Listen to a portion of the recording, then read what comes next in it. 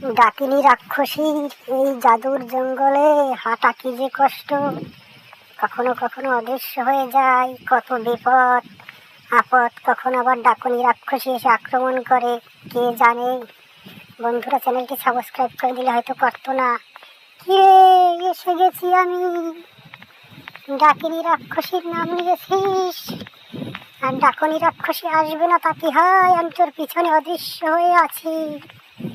এবার তোকে আমি মেরে ফেলবো। তোর মাংস দিয়ে আমার 2-3 দিন চলে যাবে, তোর মাংস আর রক্ত খেলে। তোকে ছোট্ট বন্ধুরা চ্যানেলটি সাবস্ক্রাইব করে দিলে তবে তুই বাঁচতে পারবি। পালাও পালাও বন্ধু পালাও, ডাকিনী রাক্ষসী তোমায় আক্রমণ করেছে। কিভাবে পালাবো টুনি পাখি? আমাকে তো মন্ত্র দিয়ে বেঁধে রেখেছে, আমি যতই হাঁটি লড়তে পারছি না।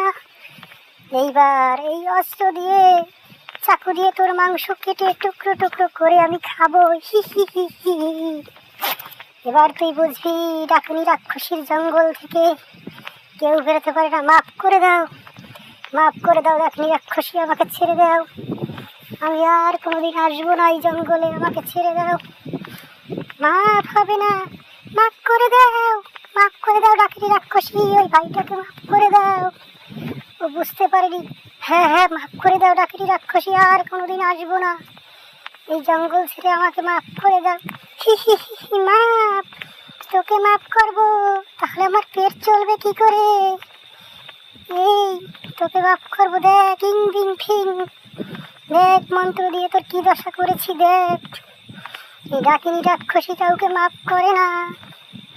কিরে টুনি, তোকেও কি ধরতে হবে? না না, ছেড়ে দাও এই ভাইটাকে। এই যা, তুইও তো জাদু জানিস রে, তুই তো মায়াবী বালক। পালাও পালাও ভাই, ডাকিনী রাক্ষসীর হাত থেকে বাঁচতে হলে পালাও, এ আমাদের কাউকে বাঁচতে দেবে না। এই তুই কি করলে ভাই? ইং বিং ফিং, ডাকতি রাক্ষসী কি?